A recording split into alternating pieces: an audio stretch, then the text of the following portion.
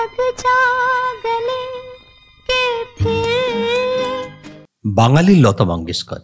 লতা মঙ্গেশকর কেবল হিন্দি গানেই সীমাবদ্ধ ছিলেন না, দেশের নানা ভাষায় তিনি অসংখ্য অমর সৃষ্টি উপহার দিয়েছেন সমগ্র ভারতবাসীকে। তবে বাংলার সঙ্গে তার সম্পর্ক ছিল একেবারে হৃদয়ের সম্পর্ক। শুধু গান নয়, বাংলার শিল্পী গায়ক গায়িকার সঙ্গেও ছিল তার নিবিড় সখ্যতা। এই গভীর সংযোগের পেছনে ছিল এক বিশেষ কারণ। একসময় বোম্বাই চলচ্চিত্র জগতে বাঙালিদের প্রভাব ছিল অত্যন্ত শক্তিশালী। হেমন্ত মুখার্জি থেকে সলিল চৌধুরী, কিশোর কুমার থেকে মান্না দে, সুরের এই জগতে বাঙালিরাই রাজত্ব করতেন। পরিচালকদের মধ্যে ছিলেন বাসু চট্টোপাধ্যায়, ঋষিকেশ মুখোপাধ্যায়ের মতন কিংবদন্তি শিল্পীরা। সেই সঙ্গে আর.ডি. বর্মন, এস.ডি. বর্মনের মতন সুরকাররা। তাদের সঙ্গে লতা সহজাত বাংলায় কথা বলতেন। গানের স্টুডিওতে জোড়া বেনুনি বাঁধা, সাধা সিধে অথচ মেধার দীপ্তিতে উজ্জ্বল এক তরুণীকে তারা আপনজনের মতনই গ্রহণ করেছিলেন। লতা মঙ্গেশকর নিজেও বহুবার বলেছেন, এই শিল্পীদের প্রতি তার গভীর শ্রদ্ধা ছিল। তাদের সান্নিধ্যকে তিনি পরম সৌভাগ্য বলে মনে করতেন।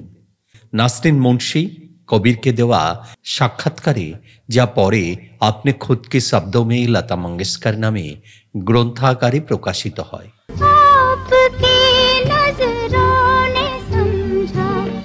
লতা মঙ্গেশকর স্মৃতিচারণা করেন এক অনন্য অভিজ্ঞতার।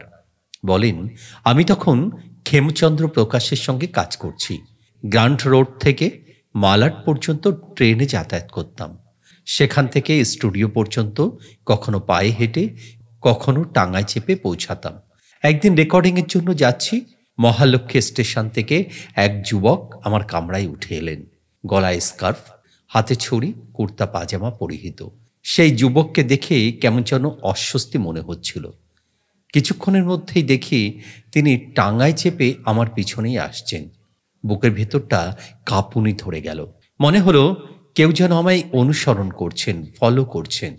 লতা মঙ্গেশকর দ্রুত স্টুডিওতে পৌঁছে খেমচন্দ্র প্রকাশকে সব খুলে বললেন, আঙ্কেল, ওই লোকটা আমায় অনুসরণ করছে। খেমচন্দ্রজির হাসি আর থামে না। মৃদু হেসে বললেন, এ তো কিশোর, অশোক কুমারের ভাই কিশোর কুমার। ও আজ তোমার সঙ্গে ডুয়েট গাইবে। লতার বিস্ময়ের অবধি রইল না। কৌতুকপ্রবণ স্বভাবের জন্য বিখ্যাত কিশোর কুমারও তখন তার এই খেয়ালি আচরণ চালিয়ে যাচ্ছেন। পরে অবশ্য সব ভীতি কেটে গেল, আর সেদিনই তৈরি হলো তাদের প্রথম ডুয়েট গান, ইয়ে কন আয়া করকে সোলহা সিঙ্গার। ছবির নাম ছিল জিদ্দি। আর এই গান দিয়েই কিশোর কুমার শুরু করলেন তার প্লেব্যাক সিঙ্গারের শুভযাত্রা। এই সখ্যতা একসময় আত্মীয়তার রূপ নেয়। নিজের বৃহৎ পরিবারের পাশাপাশি বাঙালি সুর সম্রাটদের ফিরেও লতা হয়ে উঠেছিলেন এক পরম আপনজন। একসঙ্গে অনেকেরই বোন হয়ে গিয়েছিলেন তিনি। বিশেষ করে কিশোর কুমার, হেমন্ত মুখোপাধ্যায় ছিলেন তার হৃদয়ের অতীব কাছের। আনন্দবাজার পত্রিকায় প্রকাশিত এক সাক্ষাৎকারে লতা মঙ্গেশকর বলেছিলেন, সেই সময়ের গায়কদের কি অসম্ভব কোয়ালিটি ছিল বলুন তো। কিশোর কুমারের কথাই ভাবুন, জীবনে কখনো রেয়াজ করেননি, অথচ কি দুর্দান্ত গলা। যখন ডুয়েট গাইতাম স্তম্ভিত হয়ে যেতাম। আহা, একেই বুঝি গান বলে। হেমন্ত মুখার্জি তো দরজা থেকেই চিৎকার করতে করতে ঢুকতেন, এই লতা, এই লতা। সে জীবনে ওর কষ্টের কথা শুনলে আজও মনটা খারাপ হয়ে যায়। কিশোরদাকে ভুলতে পারি না, তার হাসির সেই প্রতিধ্বনি আজও কানে বাজে। ঋষিদাও বাংলাতেই মজা করতেন, আর আমি যে অন্য ভাষার একজন সেটা কেউ যেন মনেই রাখত না। হেমন্তদা আর কিশোরদা দুজনেই ছিলেন আমার রাখি ভাইয়া, অর্থাৎ রাখিতে আমি তাদের হাতে রাখি পরাতাম।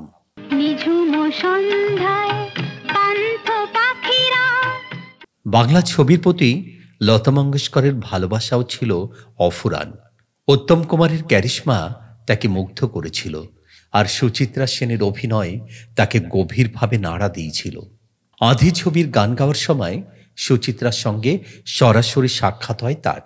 এক অনাবিল মুহূর্তের স্মৃতি রোমন্থন করে লতা মঙ্গেশকর বলেছিলেন, আমি সুচিত্রার অভিনয়ের দারুণ ভক্ত।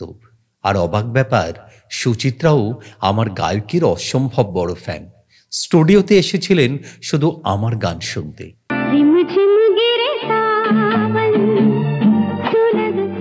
আমার সঙ্গে আলাপ করতে। তারপর ঘন্টার পর ঘন্টা কথা হয়েছিল আমাদের। আর গীতশ্রী সন্ধ্যা মুখোপাধ্যায়ের সঙ্গে তার ছিল গভীর বন্ধুত্ব, একেবারে মনের কাছের সহেলির মতন। লতা মঙ্গেশকর বলেছিলেন, সন্ধ্যা তো আমার সহেলি, আমার বন্ধু। কি অসাধারণ সব গান গেয়েছেন।